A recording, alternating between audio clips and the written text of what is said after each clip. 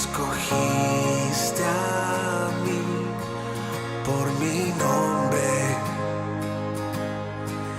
me llamaste.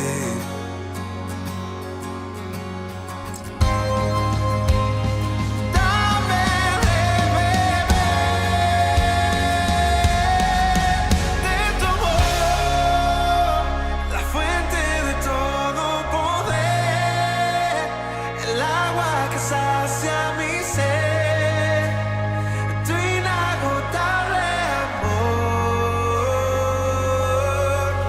tu amor.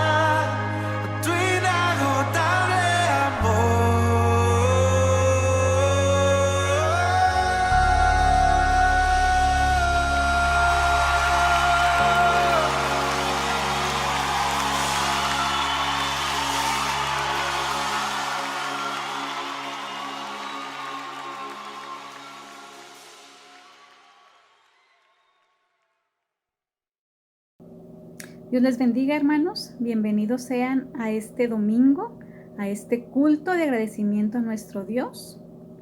Y vamos a hacer una oración para comenzar. Acompáñenme. Padre bueno, para ti es nuestra alabanza, nuestra gratitud, porque en medio de las circunstancias, Padre, que parecen tristes, que parecen adversas, que son adversas, tú estás con nosotros, Señor.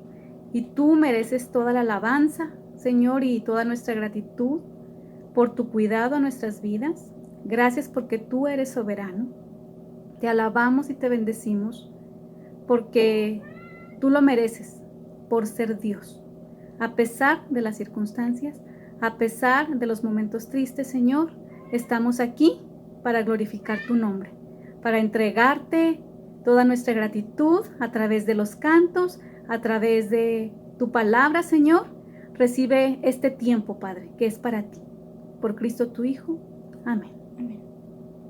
Vamos a tener una lectura bíblica que se encuentra en Isaías 42, del 10 al 12. Dice: Cantad a Jehová un nuevo cántico, su alabanza desde el fin de la tierra. Los que descendéis al mar y cuanto hay en él, las costas y los moradores de ellas. Alcen la voz del desierto y sus ciudades, las aldeas donde habita Cedar. Canten los moradores de Sela, y desde la cumbre de los montes den voces de júbilo. Den gloria a Jehová y anuncien sus loores en las costas. Y hoy queremos felicitar a Daniela por haber cumplido años esta semana. Esperemos que Dios te siga bendiciendo, que te dé muchos años más y que te guarde y te guíe en el camino que aún te falta por recorrer. Ahora vamos a tener el tiempo de las alabanzas y vamos a orar para empezar. Señor, te damos gracias porque nos das la voz, Señor, porque nos das el cuerpo, Señor, y la mente para poder alabarte, Señor, porque nos das la vida para alabarte cada día.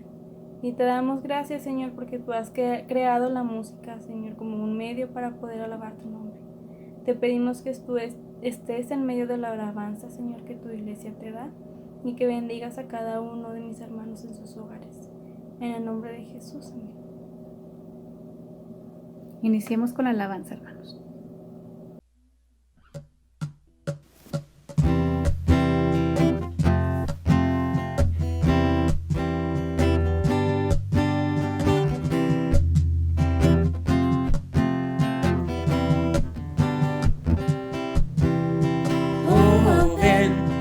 Ven y deleítate en el Señor, y Él te concederá las peticiones de tu corazón. Oh, ven y deleítate en el Señor, y Él te concederá las peticiones de tu corazón. Confía solo en Él y Él te dará. Espera solo en Él y Él hará. Oh, ven y deleítate en el Señor, y Él te concederá las peticiones de tu corazón. Oh, ven y deleítate en el Señor, y Él te concederá las peticiones de tu corazón. Confía solo en Él y Él te dará. Espera solo en Él y Él hará. Oh, ven y deleítate en el Señor, y Él te concederá las peticiones de tu corazón. Las peticiones de tu corazón. Las peticiones de tu corazón.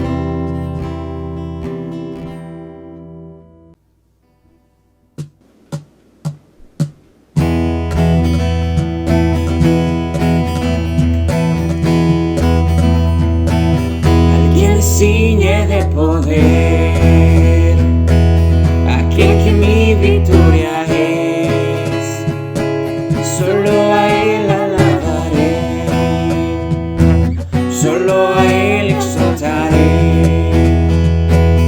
al que me ciñe de poder, aquel que mi victoria es. Solo a Él alabaré, solo a Él exaltaré.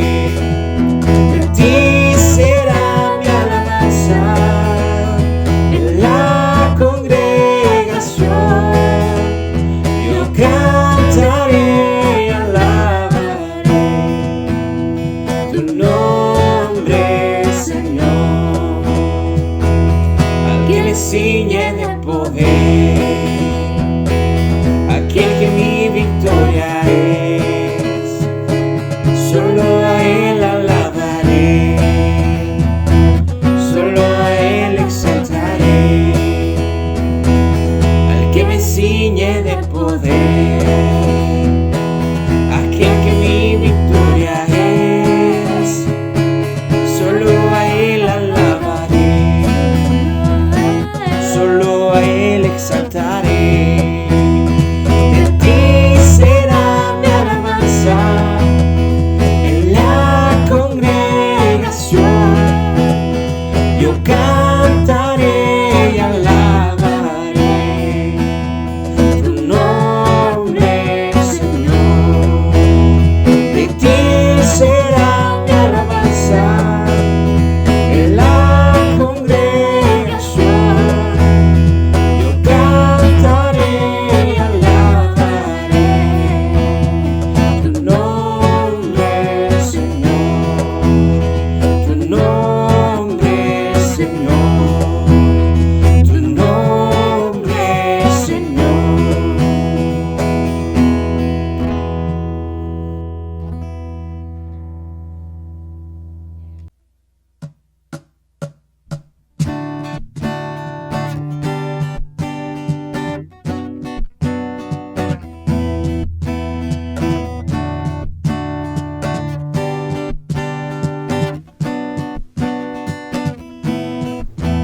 Las cadenas de la muerte me quitó, para mí ya no hay condenación, hay libertad, libertad. Siendo esclavo del pecado me libró, en la cruz compró mi redención y libertad, libertad. Rompió mis cadenas, me dio vida nueva y al fondo del mar echó mi maldad, lavó mis pecados y me ha perdonado. Solo en el nombre de Jesús hay libertad.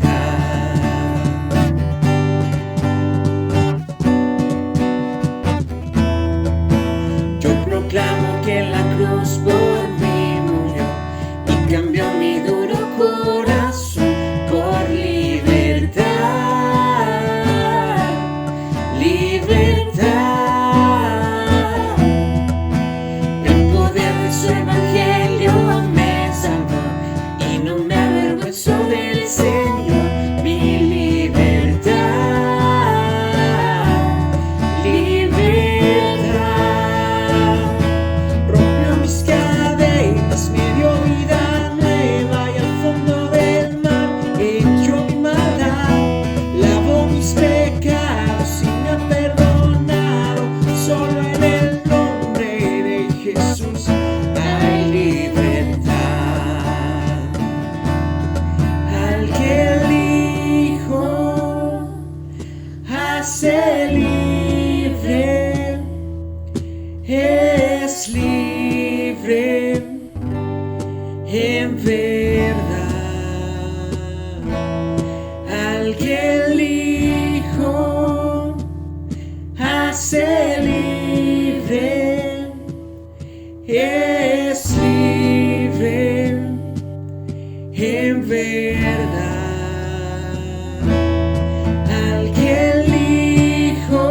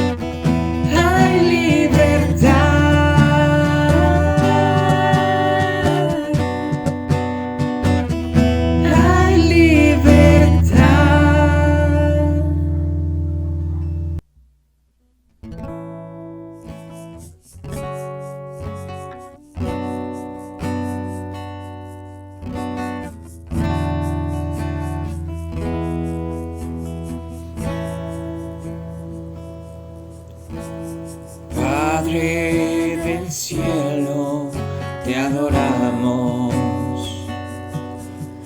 Alzamos hoy tu nombre en alto, que tu reino se establezca en la alabanza de tu pueblo, que declara tu poder.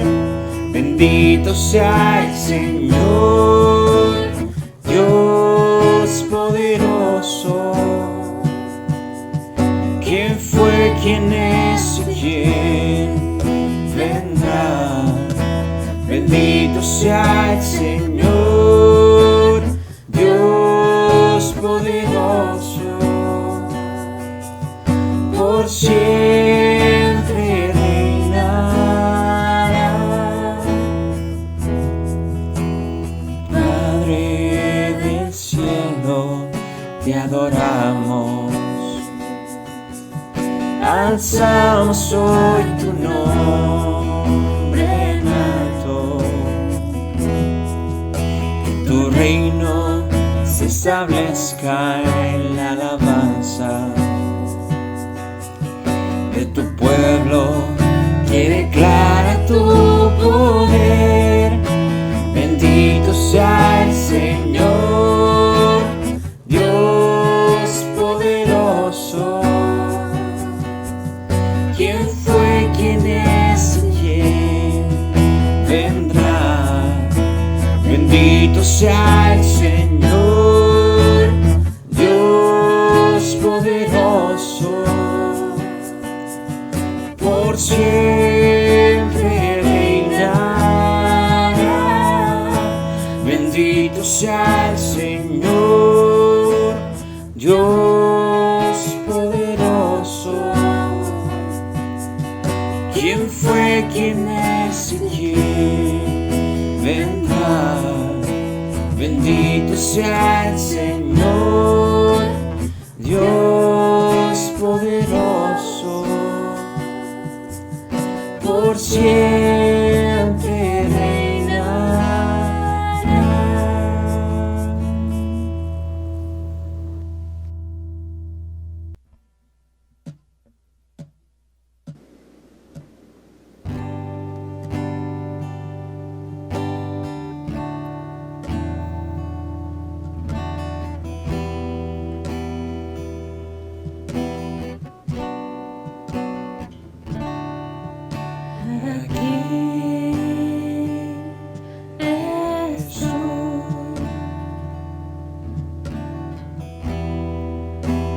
Ofrezco todo lo que soy, aquí estoy.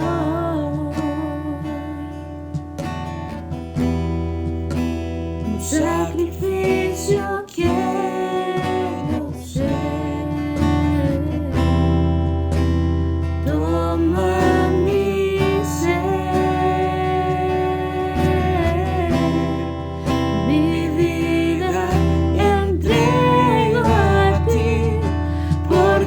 tú eres mi Dios,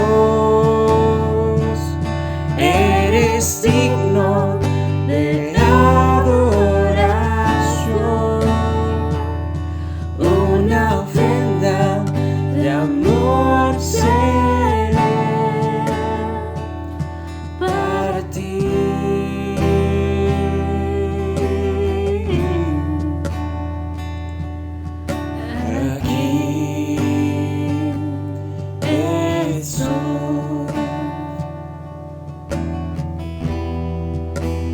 Ofrezco todo lo que soy, aquí estoy.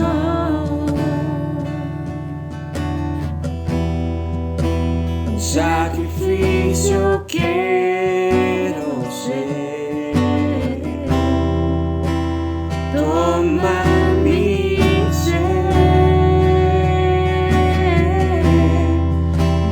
vida entrego a ti, porque tú eres mi Dios.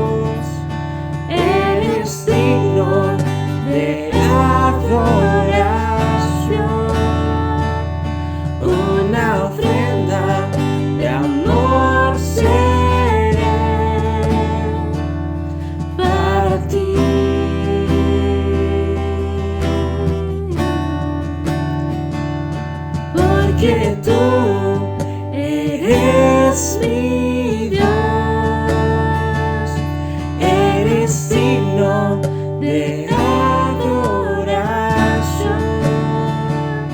una ofrenda de amor seré para ti.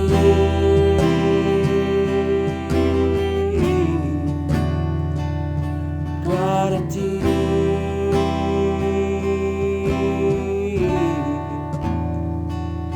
para ti.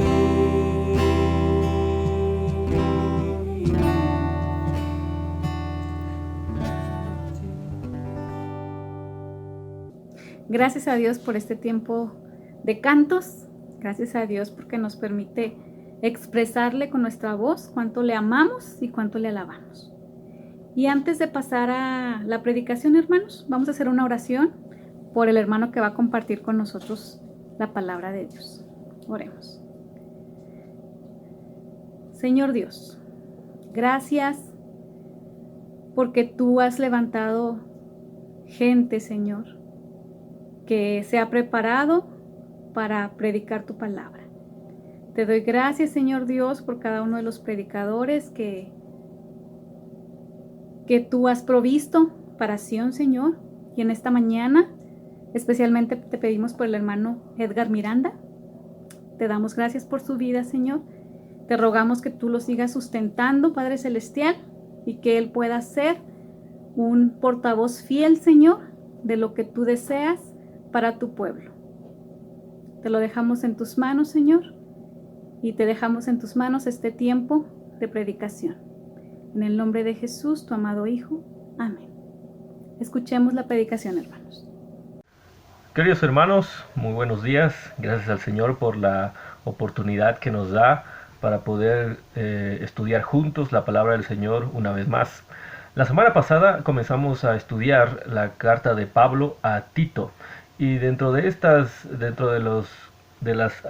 análisis que hacíamos de esta carta, resaltábamos algunas cosas que podemos tomar en cuenta en esta ocasión también para entender lo que Pablo está tratando de hacer. Recordemos que Tito era un colaborador de Pablo en sus diferentes viajes. Tito le había acompañado en sus viajes misioneros, y en algún momento Pablo deja a Tito en la isla de Creta para poder ayudar a la congregación que estaba naciendo en ese lugar, mientras Pablo entonces se dirigía a otros lugares.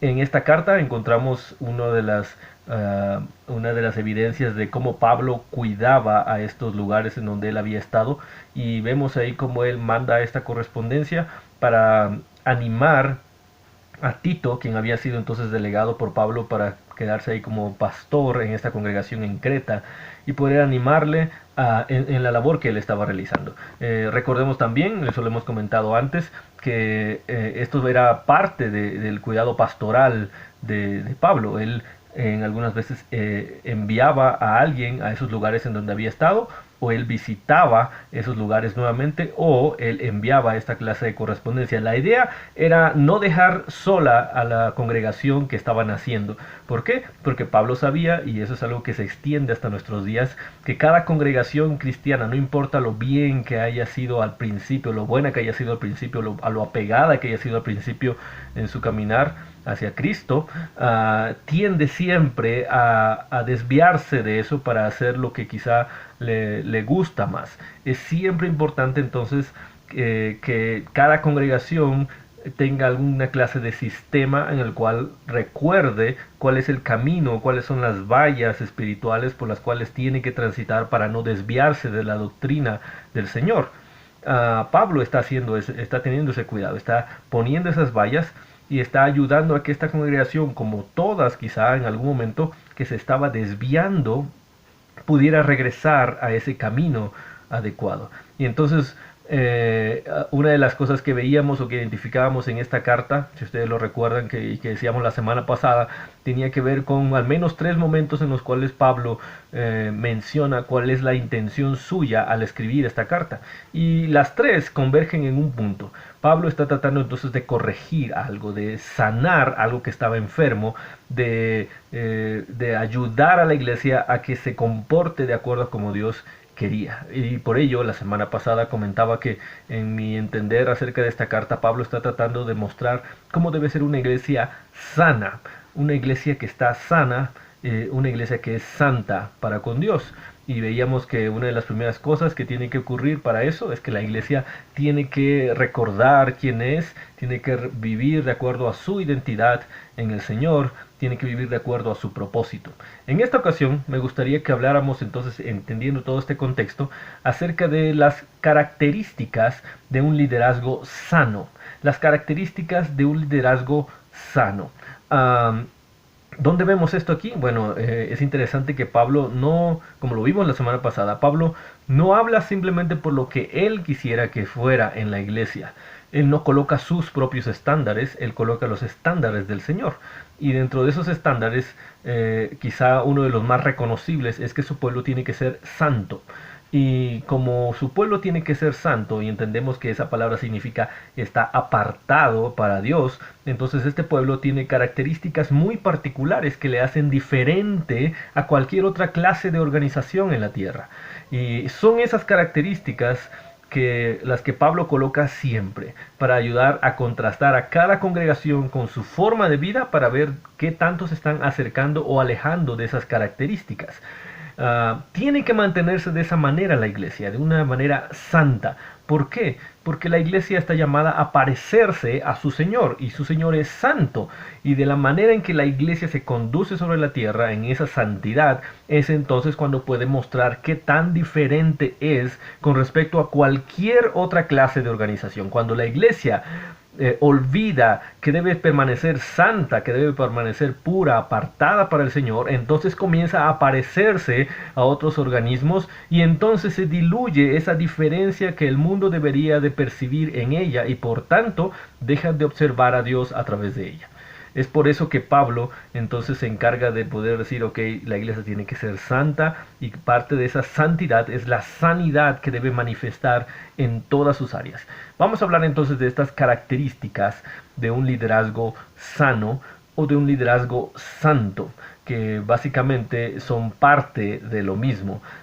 ¿Por qué? Ahora, vamos a ver vamos a hablar del primer capítulo de Tito, versículos 5 al 11. Y este pasaje generalmente se usa para poder hablar acerca de los pastores. Y es cierto, la primera referencia tiene que ver con los pastores, aquellos dirigentes a quienes el Señor ha colocado al frente de cada congregación para guiar a la iglesia en su caminar con Cristo.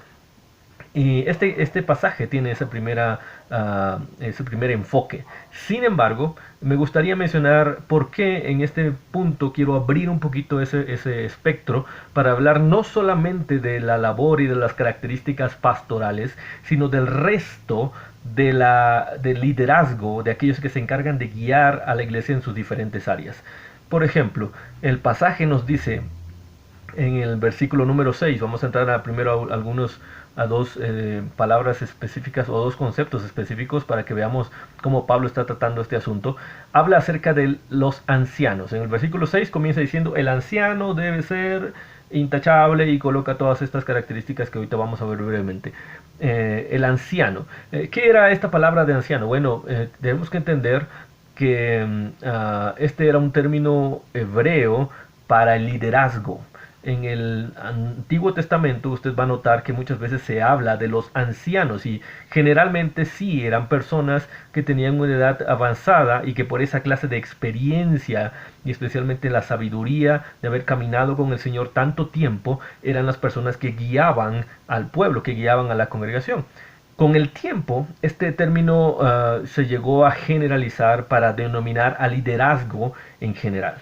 En la iglesia, ya en el Nuevo Testamento, encontramos que este término ya está de esa manera generalizado para hablar acerca del liderazgo de la iglesia. Entonces hablamos de un anciano que no necesariamente va a ser una persona de edad avanzada. Ahí tenemos el caso de Timoteo, por ejemplo, que claramente no tenía esa edad que el contexto cultural requería para llamarle anciano, y sin embargo él era el anciano en esa congregación, porque ahora esa palabra se usaba para definir al liderazgo de la iglesia. Entonces En el Nuevo Testamento encontramos que esa palabra se refiere también al pastor o al obispo, que dicho sea de paso, anciano, pastor u obispo, se refieren a la misma persona. Lo único que hacen, que hace la diferencia es que estas palabras hacen una referencia a la función que realiza esta misma persona, es decir,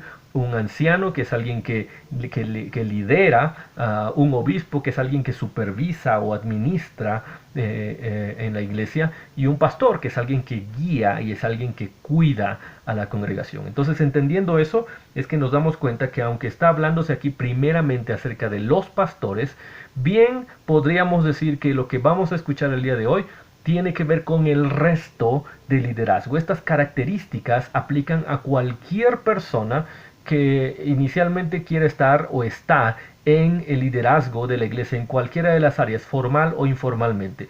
Y si queremos irnos un poquito más allá, vamos a darnos cuenta que al final estas características, aunque están enfocadas en este grupo de líderes, son características que cualquier persona, cualquier creyente debería de mantener, porque si al final el liderazgo lo que hace es guiar a la congregación a través de su ejemplo, eso significa que estas características primeramente van a estar presentes en ellos, pero son características que todos nosotros, seamos líderes formalmente o no, debemos imitar. Así que esto es algo para todos nosotros. Vamos a ver cuáles son esas características para el liderazgo. Ahora, antes de que entremos directamente a estas características, me gustaría mencionar o abrir con este versículo número 5 y hacernos primeramente esta pregunta: ¿para qué es el liderazgo en una iglesia?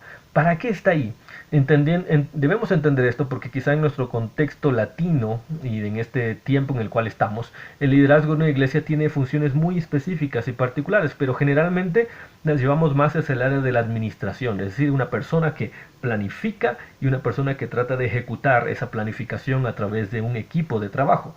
Pero el liderazgo, bíblicamente hablando, aunque implica estas cosas, tiene una tarea mucho más profunda y mucho más importante. Es decir, estas cosas de planificación, ejecución de lo planificado, tienen que ver con su identidad específica como líder. Veámoslo a través del versículo número 5 y comencemos a ver entonces este pasaje. Tito 1, 5 al 11. El versículo 5 nos dice de esta manera, es Pablo hablándole a Tito: te dejé en Creta para que pusieras en orden lo que quedaba por hacer y en cada pueblo nombraras ancianos de la iglesia de acuerdo con las instrucciones que te di. Bueno, ¿para qué es el liderazgo de la iglesia? Pablo dice que él dejó a Tito en Creta para que, en esta versión dice, para que pusieras en orden lo que quedaba por hacer. La versión 60 menciona para que corrigieras lo deficiente. Para que corrigieras lo deficiente. Para que corrigieras lo deficiente o que pusieras en orden, nos da a entender que había algo que no estaba funcionando bien. Y la función de Tito y de las personas que él iba a elegir para que estuvieran en la iglesia era corregir esa clase de cosas. Era allanar ese camino para que la iglesia pudiera realmente caminar hacia lo que Dios quería. Era poner en orden lo que estaba desordenado. ¿Para qué es el liderazgo de la iglesia entonces? Tenemos que pensarlo en esto porque entonces nos daremos cuenta de la gran importancia de que ese liderazgo mantenga estas características que vamos a estar observando. El liderazgo de la iglesia, de acuerdo a esto, está colocado para ordenar, para corregir lo que está mal. Ya lo dijimos y varias veces, las iglesias, los cristianos individualmente, tendemos a desviarnos de lo correcto. El líder tiene la función de identificar esa desviación y entonces ayudar a las personas a ir en el camino correcto. El líder está colocado ahí para ayudar a la iglesia a corregir todo aquello que está mal, a componer lo que está descompuesto, a hacer que sane aquello que está enfermo dentro de la iglesia. Pablo sabía que una situación era cuando él estuvo en la isla de Creta y dejó a los hermanos creciendo, y otra muy distinta era en el tiempo en el cual después él ya se había ido. Él sabía que ese espacio de tiempo estas cosas podrían haber ocurrido, entonces Pablo dijo: te voy a dejar ahí para que entonces corrijas esto que evidentemente está mal ahora. Es por eso que tenemos que notar la gran importancia de elegir correctamente a los líderes en nuestra congregación. Si los líderes no pueden percibir, primero, cuál es su función en una iglesia, y dos, no son elegidos y no se les hace ver, quizá por la propia cultura de la iglesia, que son ellos quienes primeramente deben andar en ese camino para poder corregir a otros, entonces la iglesia caminará siempre hacia lo desviado. La iglesia se irá enfermando sistemáticamente y peor, acostumbrándose a esa enfermedad. Para Pablo era algo sumamente importante. El líder debe tener bien presente cuál es su función y primeramente andar en esa función para poder ayudar a otros en la iglesia. De acuerdo a esto, entonces entendemos que el liderazgo tiene que ser elegido de acuerdo a procesos y a estándares bíblicos. Me gustaría mencionar esto ahorita para que veamos un poquito más adelante, después de ver estas características que se enlistan aquí, cuál es la diferencia en lo que nosotros hacemos muchas veces en las iglesias. Tienen que entonces elegirse de acuerdo a procesos y estándares bíblicos, porque generalmente nosotros en muchas iglesias, bueno, quizá no en la suya, si usted me está escuchando desde una congregación en particular, pero en muchas iglesias la manera en que se elige a la gente es básicamente por el voto mayoritario de un grupo de personas, o se toma en cuenta solamente si el candidato o candidata en cuestión tiene tiempo suficiente o simplemente desea hacerlo. Ahora, estamos de acuerdo en que es importante que un candidato a liderazgo desee estar ahí, que tenga el tiempo para poder atender esas responsabilidades, pero nos vamos a dar cuenta que eso no es suficiente para poder cumplir esta función de corregir lo deficiente en la iglesia. Tienen que ser elegidos liderazgo de acuerdo a procesos y a estándares bíblicos. Y entonces Pablo comienza a mencionar estas características. Pablo concluye el versículo número 5 diciendo, te dejé ahí para que nombraras ancianos de la iglesia de acuerdo con las instrucciones que te di. Parece que entonces repite esas instrucciones. Versículo 6, veamos. El anciano debe ser intachable. Veamos primero este versículo, vamos a ir viendo cada característica. El anciano debe ser intachable, esposo de una sola mujer, sus hijos deben ser creyentes, libres de sospecha de libertinaje o desobediencia. Es decir, este líder, inicialmente quizá el pastor, el cuerpo de pastores que seguramente, porque este es uno de los pasajes que nos da a entender que en cada congregación había y nos hace ver la conveniencia de que había un grupo de personas que estaban al pendiente del cuidado pastoral de las congregaciones. Desde este grupo de pastores hasta el resto del liderazgo, dice, tienen que ser personas intachables.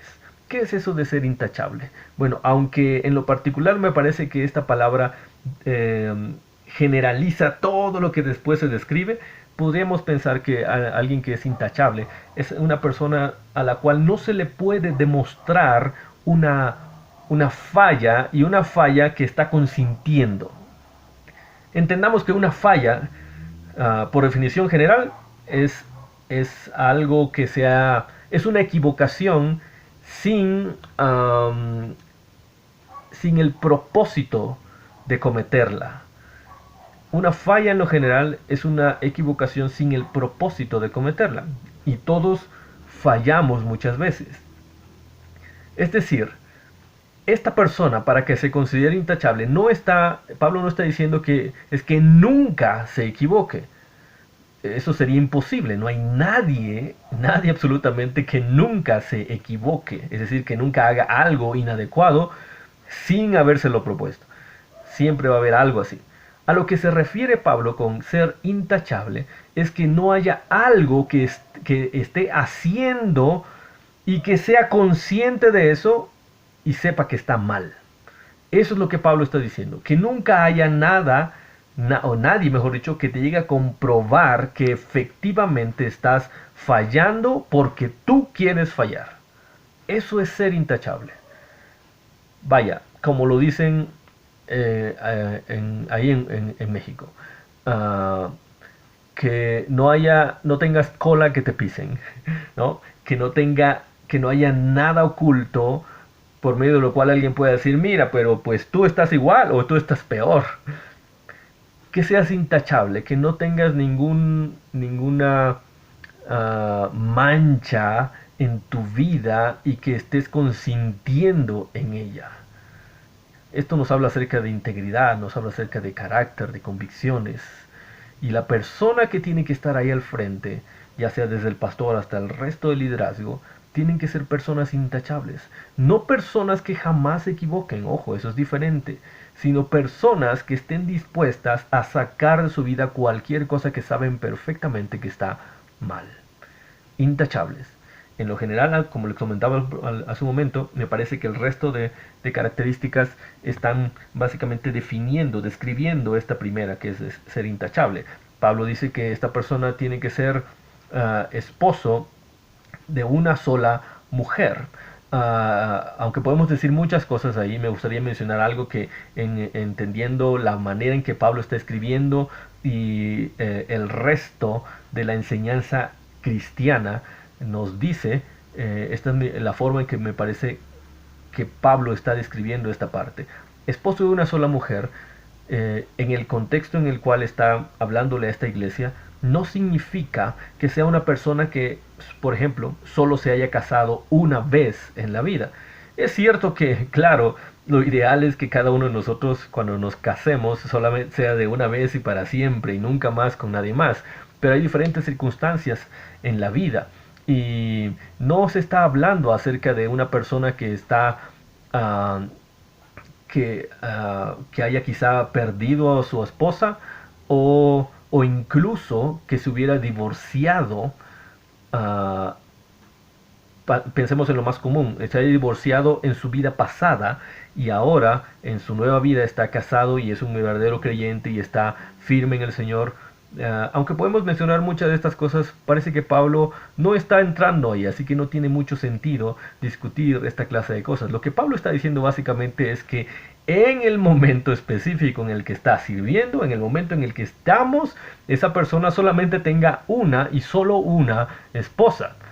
¿Por qué? Porque lo que se acostumbraba en ese contexto era tener muchas esposas. Era tener o quizá tener a su esposa y saber, todo mundo saber que por allá tenía a otra persona. Y lo que Pablo está aquí diciendo y recalcando básicamente es esto, que sea esposo en ese momento, que solamente tenga a una esposa. Bueno, quizá después podremos ahondar un poquito más en esto, pero esto tiene mucho sentido a la luz de la importancia que el Señor le da al matrimonio y al matrimonio con una sola persona. ¿Por qué? Porque el matrimonio, como lo vemos especialmente en el libro de Efesios, es una figura de la relación entre Jesucristo y su iglesia. Y solamente está en Jesucristo y su iglesia, no hay nadie más. Por eso el Señor le reclama muchas veces a su pueblo que Él es fiel con nosotros como esposo y nosotros somos quienes constantemente estamos buscando a alguien más. Para poder ejemplificar esa relación entre solamente dos partes, el matrimonio se muestra de la manera en que lo entendemos nosotros, y por eso Pablo dice, el líder tiene que mostrar con su matrimonio que eso es lo que piensa, y así estará dando una buena imagen del Señor. Después Pablo dice, sus hijos deben ser creyentes, libres de sospecha, de libertinaje o de desobediencia, es decir, que sus hijos sean creyentes y obedientes primeramente a su familia, a sus padres, y después hacia lo que el Señor quiere. ¿Por qué era importante esto? Bueno, porque como vamos a ver un poquito más adelante, al final, o mejor dicho, como lo menciona Pablo mismo a Timoteo, esta me parece una referencia a lo que Pablo le menciona a Timoteo, hablando acerca de los pastores también. Si una persona, un líder, no es capaz de ayudar efectivamente a sus hijos, especialmente aquí, pero a toda su familia, a crecer en el Señor, entonces es muy poco probable que pueda lograrlo con el resto de la iglesia. Y ojo, porque aquí Pablo nos está recordando que esa es la función, la función principal de cualquier líder, ayudar a la iglesia a corregir lo deficiente. ¿Cómo va a poder ayudarle al resto de la iglesia a corregir lo deficiente si no puede hacerlo en su propia familia? Por eso Pablo dice, una característica es que esta persona ya debe estar viviendo en esa disciplina del Señor y ayudando a sus hijos, especialmente a que vayan en esa obediencia amorosa, constante, firme en el Señor. Esto nos va a decir que esta persona realmente está calzando ese estándar bíblico.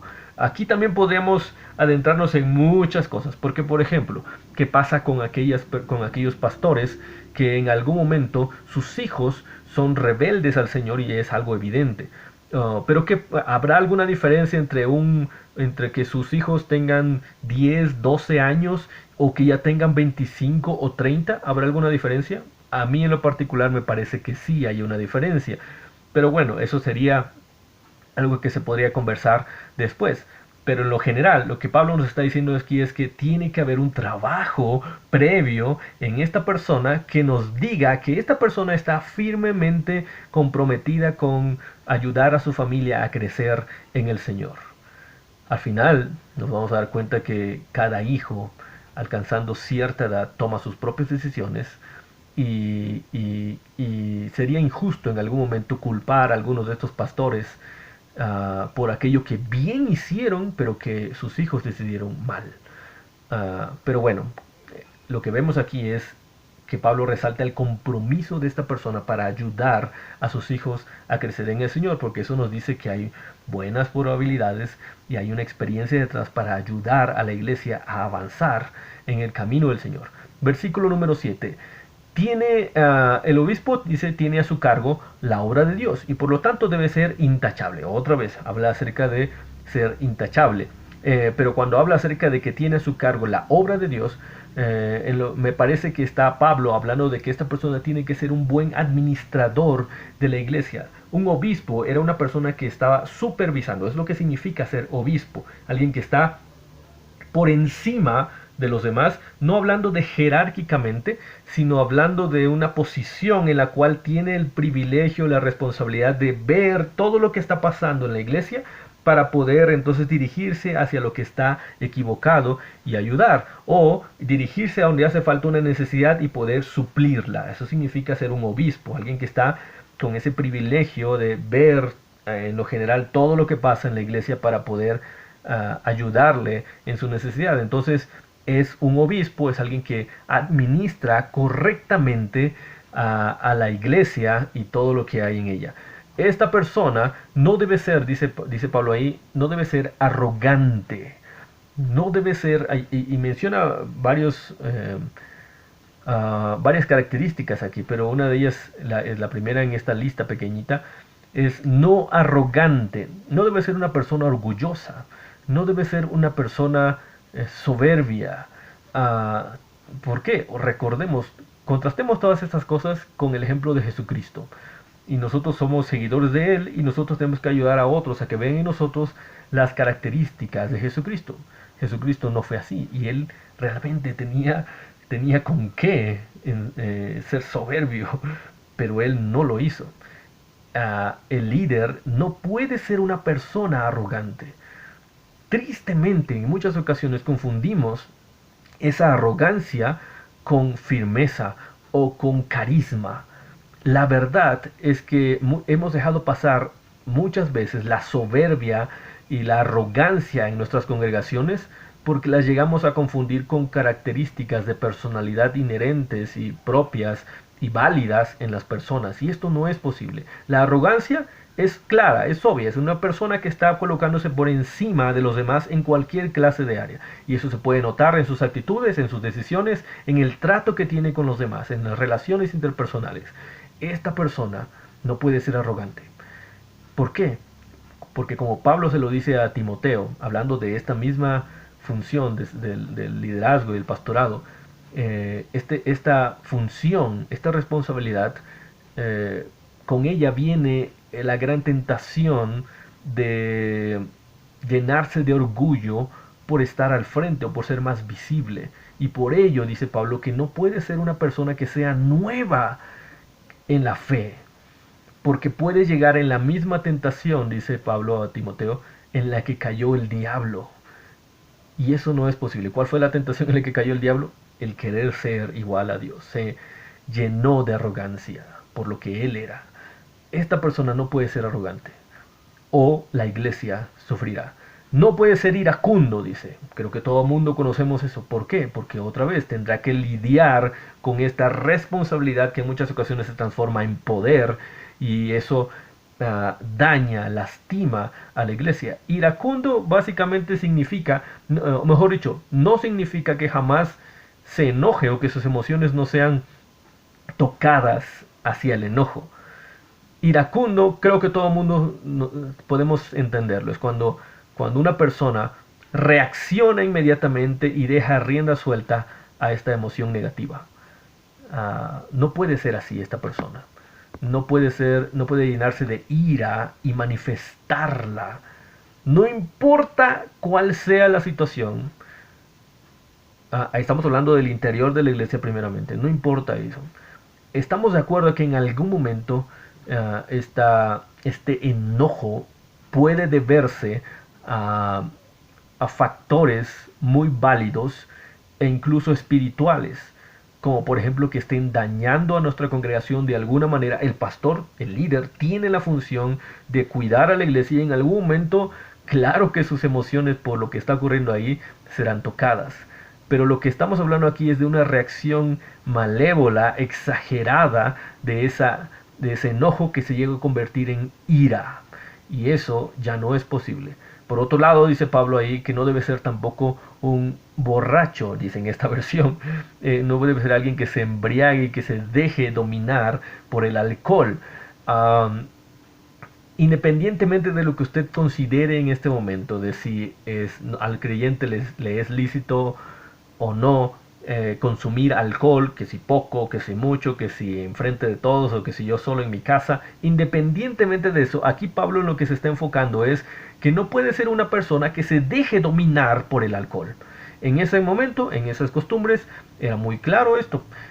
Para ellos no era ningún problema que un creyente pudiera consumir una copa de alcohol. El problema era que la cultura les ayudaba a que una copa se convertía en 2, en 3, en varias, y el líder de una congregación sana, el líder de una congregación santa, no puede dejarse dominar por el alcohol, porque como Pablo lo dice también en otro momento, ahí en el libro de Efesios, el dejarse dominar por el alcohol lleva a la disolución, lleva a un comportamiento totalmente inadecuado que da una pésima imagen acerca de la iglesia y por tanto acerca del Señor.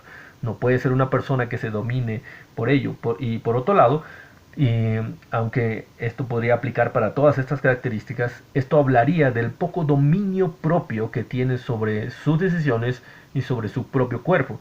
Y la falta de dominio propio nos dice mucho acerca de qué tan buena es su relación con el Espíritu del Señor. Recordemos que es el Espíritu Santo quien produce en el creyente el dominio propio. Cuando no existe ese dominio, entonces no podemos decir esa relación con el Espíritu Santo, esa llenura del Espíritu Santo no existe en esa persona y no puede estar guiando a una congregación de esa forma. No debe ser una persona violenta. No debe ser una persona que use la violencia en ningún sentido, de ninguna manera, con ninguna persona. Otra vez, yo creo que podríamos pensar en muchos momentos, en muchos lugares, en muchas formas, mejor dicho, acerca de los cuales podríamos decir, bueno, pero en ese momento sí se justificaría la violencia. Bueno, a reserva de que en algún momento podríamos conversar acerca de eso, tendríamos que decir que no debe ser una persona que se caracterice por la violencia.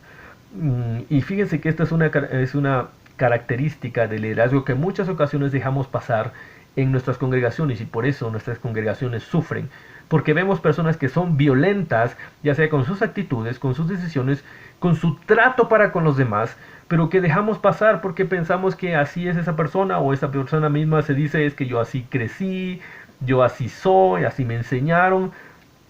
Y la verdad es que la violencia no es una característica adecuada para un líder y para la iglesia del Señor.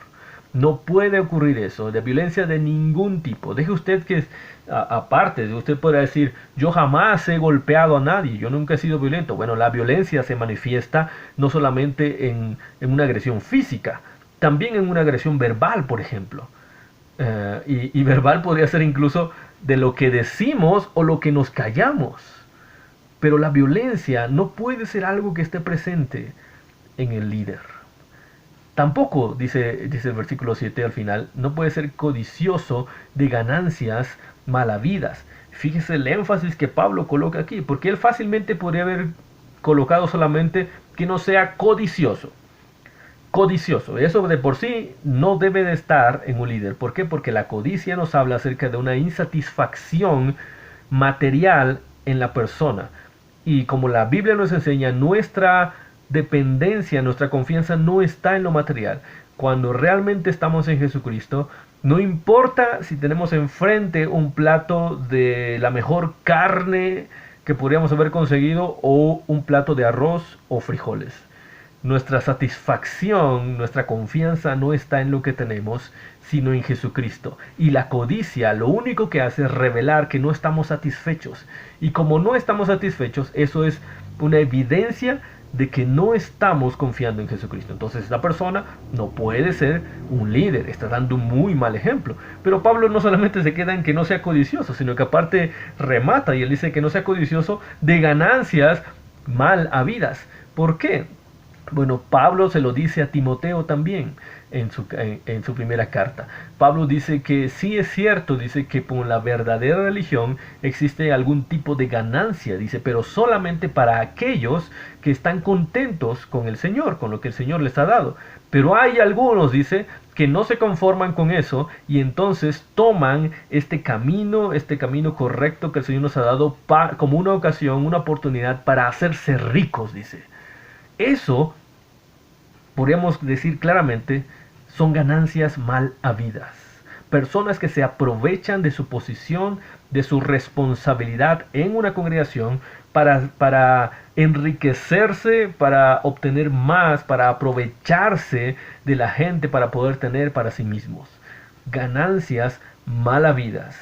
Y cuando juntamos estas dos cosas, codicioso y de ganancias malavidas, estamos encontrando a una persona que claramente no puede estar enfrente de una congregación, porque a su disposición tendrá muchas oportunidades y si la dejamos ahí, esta persona seguramente causará mucho daño a la iglesia. Ahora, quiero que piense, quiero que en todas estas cosas vaya usted pensando no solamente en un pastor, en el resto del liderazgo. Quizá usted es un líder o una líder en la iglesia y a su disposición usted tendrá también muchos recursos, muchas oportunidades, recursos materiales, recursos humanos, emocionales incluso, en su trato con los demás.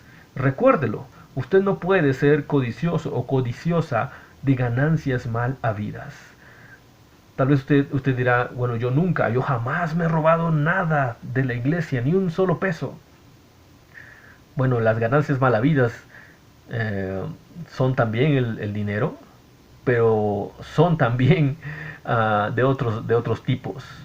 Cuando estamos con la gente por conveniencia, quizá, porque eso nos da, porque nos hacen cierta clase de favores, porque nos vemos mejor, o porque estamos en tal o cual actividad, porque entonces sabré que ahí estará mi nombre al final, porque me mencionarán o saldré en la foto o saldré en la publicación de la iglesia en las redes sociales.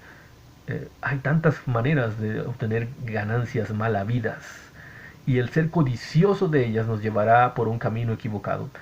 No puede ser así el líder que esté en la iglesia.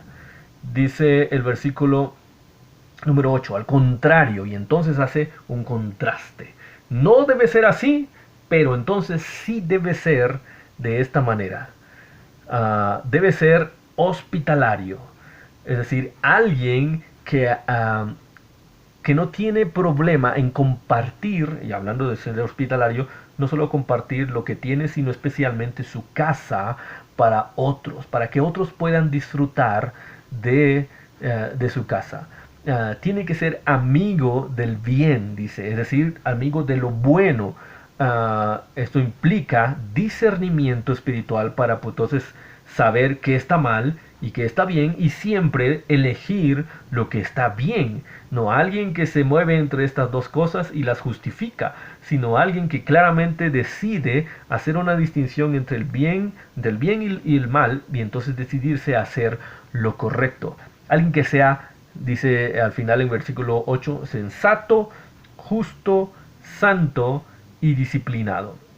Esto nos habla de una sobriedad mental, espiritual, emocional en esta persona que es capaz de mantenerse firme en medio de las circunstancias, sensato, justo, santo y disciplinado. Sin importar la crisis, sin importar la ocasión, esta persona es capaz de mantenerse firme, sobria, en lo que Dios le ha permitido, que Dios quiere que viva. De esa manera, estos líderes son capaces, aún sin pararse enfrente de las personas para enseñar algo formalmente, son capaces de guiar a otros porque los otros los están viendo.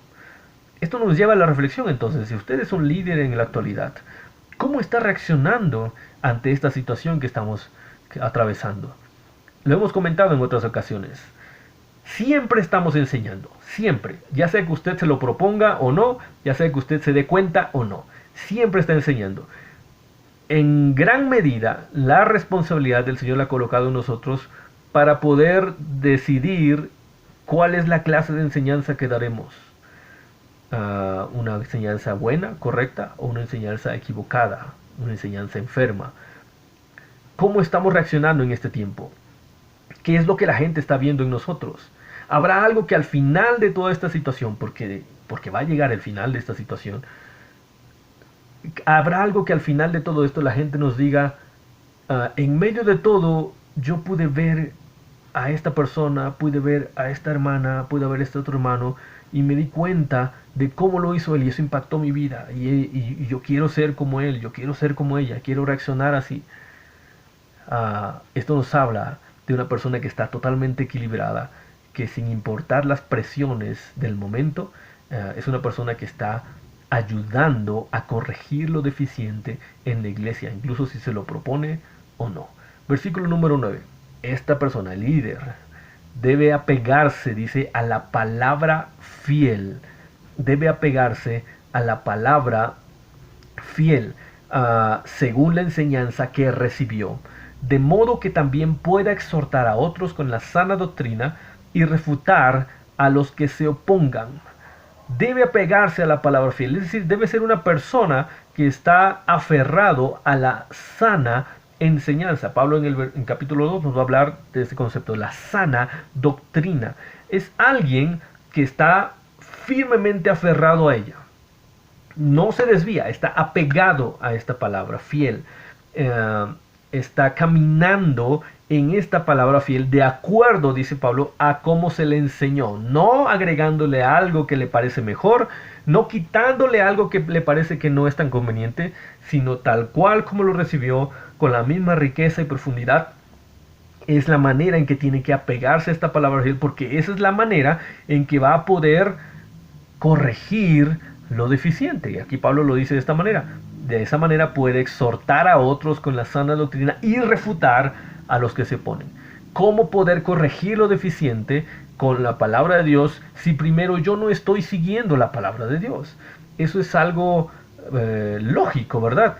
Necesitamos estar apegados a la palabra del Señor y de esa manera podemos corregir lo que está deficiente. Ahora, antes de ir a los dos últimos versículos, este versículo nos dice, hace énfasis muy claramente en esto. Sí que debemos estar apegados a lo que el Señor dice, pero de acuerdo a lo que hemos recibido y entendemos, de acuerdo a lo que la Biblia dice, no de acuerdo a lo que nosotros queremos, no de acuerdo a nuestras tradiciones, nuestras costumbres, nuestras experiencias. Quizá muchas veces nosotros estamos haciendo este trabajo, pero de acuerdo a lo que nosotros queremos, no de acuerdo a lo que Dios quiere. Aquí la instrucción y el énfasis de Pablo es, sí, tienes que ser firme en la enseñanza, pero de acuerdo a lo que Dios quiere, no lo que tú quieres.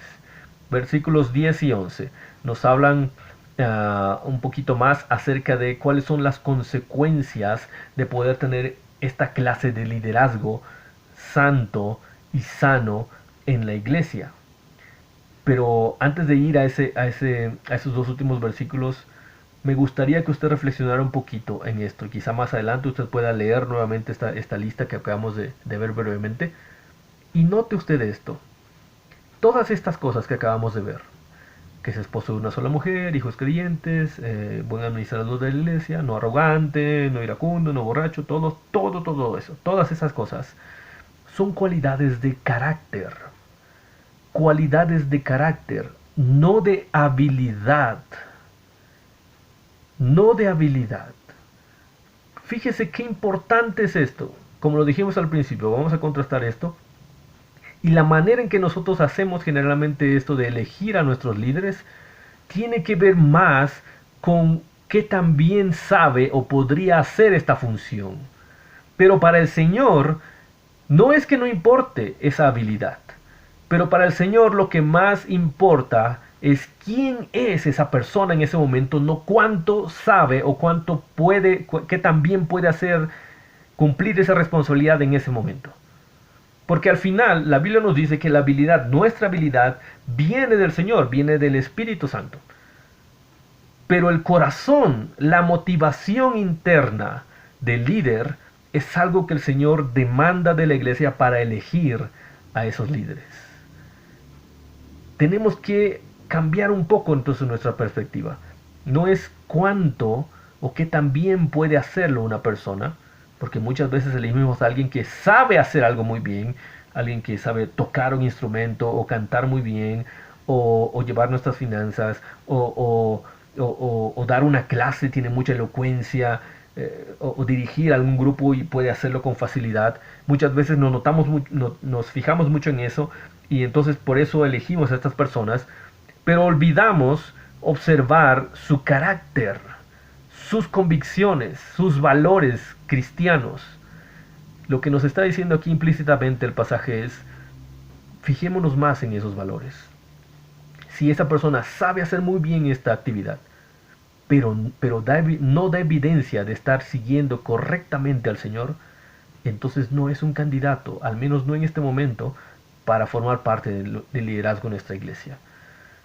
Veamos entonces estos dos últimos versículos. ¿Cuáles son las consecuencias? En estos dos últimos versículos Pablo nos muestra cuáles son las consecuencias de tener entonces ahora sí un liderazgo santo y sano en nuestra iglesia. Versículo 10. Y es que hay muchos rebeldes, charlatanes y engañadores, especialmente los partidarios de la circuncisión, judaizantes dentro de la iglesia, personas que querían mezclar la gracia del Señor con las normas y tradiciones que venían en el judaísmo, personas que decían, ok, puedes creer en Jesucristo, pero a la vez tienes que seguir sacrificando personas, tiene que seguir habiendo la circuncisión, tiene que hacer todos estos ritos, o esta gracia no vale. Eso es lo que decían ellos. Estos son los judaizantes, los partidarios de la circuncisión, que Pablo les llama rebeldes, charlatanes y engañadores, porque estaban mostrando una verdad que no era la real en la iglesia cristiana. ¿Qué dice Pablo? Versículo 11. A esos hay que taparles la boca, ya que están arruinando familias enteras al enseñar lo que no se debe, decirle que no es cierto, lo que no es correcto para una iglesia sana. Y lo hacen, Pablo menciona aquí entonces su motivación, para obtener ganancias mal habidas.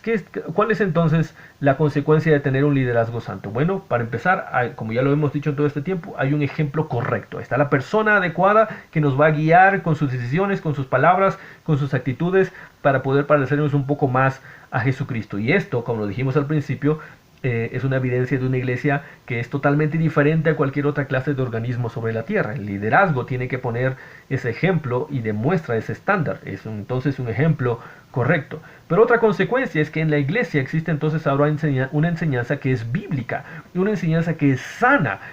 Porque si este liderazgo que hemos elegido sabe usar la palabra de Dios, se mantiene fiel a la palabra de Dios, se mantiene apegado a la palabra de Dios para poder corregir a otros, entonces la enseñanza que se dé en lo general en las diferentes áreas de la iglesia será una enseñanza bíblica, una enseñanza correcta.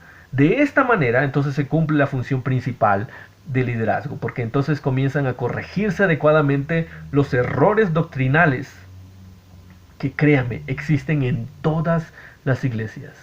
Hay muchas personas que creen una cosa u otra, pero cuando vamos a la palabra nos damos cuenta que ahí es donde encontramos esa corrección que necesitamos. Cuando el liderazgo está entonces enfocado en cumplir su misión y se encuentra pegado a la palabra de Dios, se comienzan a corregir estos errores doctrinales a través de la exhortación, a través de la refutación, o como Pablo lo dice aquí, a través de tapar la boca a aquellas personas que están haciendo daño a nuestras congregaciones.